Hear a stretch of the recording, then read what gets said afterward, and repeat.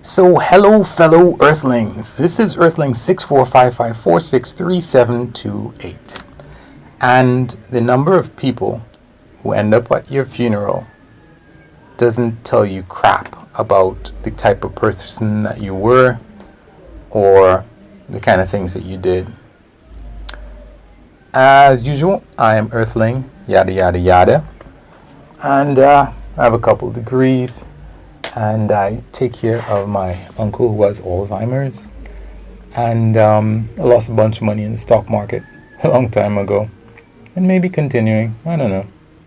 So anyway, it is said that you can measure the worth of someone by the number of people that turn up at their funeral. Maybe? I don't know. I've heard people say stuff like that. And I will say that in many ways, I guess this is something that I subscribe to myself. That you can see how many people who loved you and cared about you when they hear that you've died, that they're going to turn up and pay their respects to you. But the problem with that is, of course, that sometimes someone like a gangster might die, and that person's funeral will be very, very well attended. It could be that the number of people who are at your funeral is really a measure of the power that you might have. Of course, the position in society is definitely going to be a particular parameter that you can use, because let's say you are a powerful politician, for example, that many people hate. It can't be everybody hates you, because if everybody hates you, you're going down. Well, I guess you can have leverage on people. But yeah, you can be someone who is not particularly well liked, and people will turn up because it's an event. It's an event to be seen at. And that might be a reason why people will just decide to turn up, because it might be a good place to have discussions with other people as to the future, what is going to happen after this prominent person has gone, after his seat at the table is now empty, especially in the case of a mobster or somebody like that. Yeah, that can happen. The level that I was thinking about recently, though, was not at a politician level. I was thinking of just a regular person, an irregular individual, not anybody who is particularly rich or powerful. And I was thinking that, for example, at my funeral, I don't expect that many people to be at my funeral at all, because I have very little contact with very many other people. I don't hang out that much. I don't have a wide circle of friends that, even if say I'm not hanging out and I'm engaging with people online in some kind of online community where maybe the people might not actually turn up, but they might be aware of me and they might send their condolences, and there might be a flood of people in different places who will talk about the fact that, well, that's not me. Whatever all of that stuff is, that is not me. So I expect that there will be nobody at my funeral. Now, this might be something of a boast. Maybe it'll sound like a boast. But I know so many people who, for example, have put, maybe because of the way that they want their life to be and whatever else, when it comes to an older relative, they'll put them in a home, because that's what we do. We don't keep people in our residences anymore. We send them out for the professionals to take care of. And this person that I'm taking care of is not even my father's. It's an uncle, and it's an uncle that it's not even I could say I have this rich history and, I remember him. But I really hope that I'm doing a good thing. I feel like I'm doing a good thing. And it's not like an unbearable load or anything, but it's something that I would never have imagined myself doing. And I don't expect very many people to know or necessarily care too much about what I'm doing.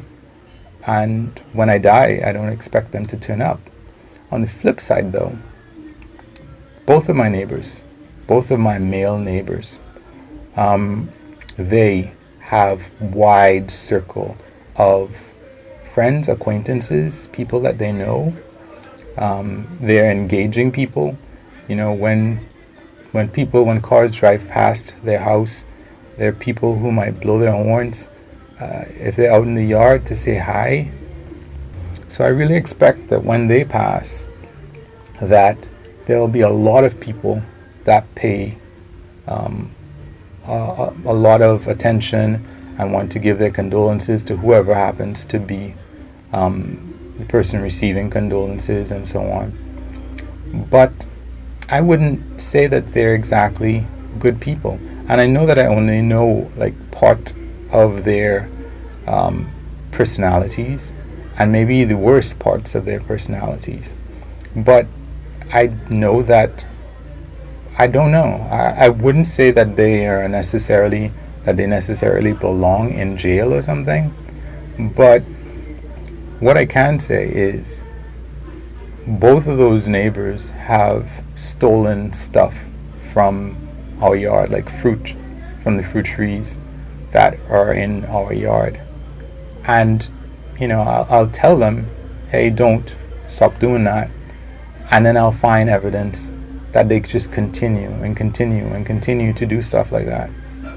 Or they might play music pretty loudly that might disturb me and my mother, for example, or whoever else. And, you know, if my mom goes over and says, hey, could you turn it down?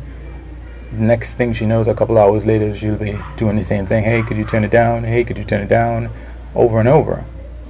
Or if, for example, this guy has a woodworking shop, or had a woodworking shop close to, well, behind his house. So, you know, it's going to be noisy. And it's a residential area. So how can you be doing this noisy thing and this, at times, smelly thing, and you're not caring about when you do it, how loud it is? You know, nobody can tell you anything about it. Or, yeah. And I don't think that that's a good person.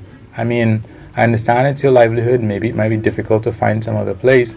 But if you were living next to a judge or a policeman, I don't think you would necessarily be able to do that with the same kind of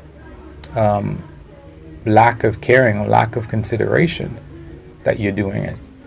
And yet, these people, I expect there to be a lot of people who are upset when they pass, or at least I think would care, maybe would take note, would go to their funerals.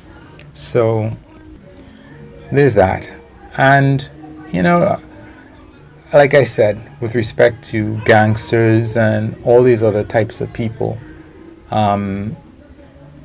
they're gonna draw in a large number of people who have never seen them do anything too horrible, I suppose. And of course, there's all those people who want to make an appearance because it looks good. And yeah.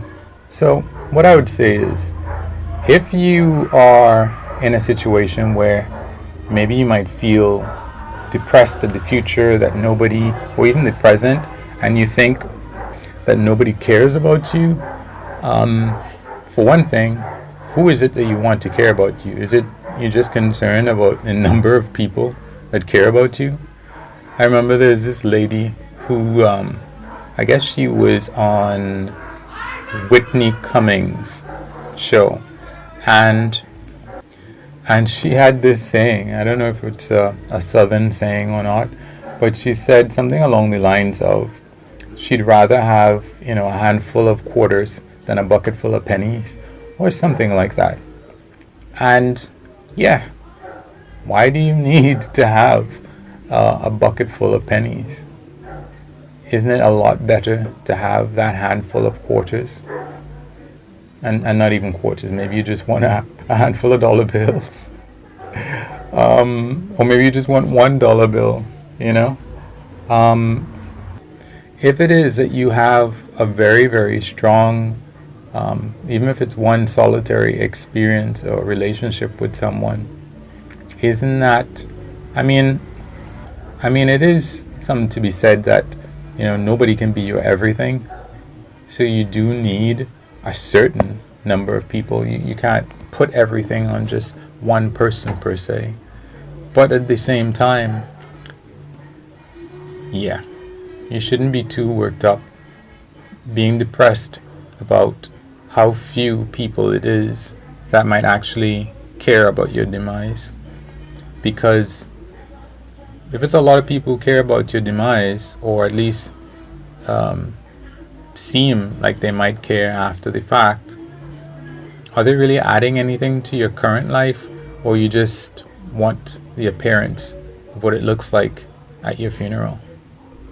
Anyway, that's it for me. I don't know how poignant this particular episode is to anybody, but as usual, I always wanted to put something out there every day.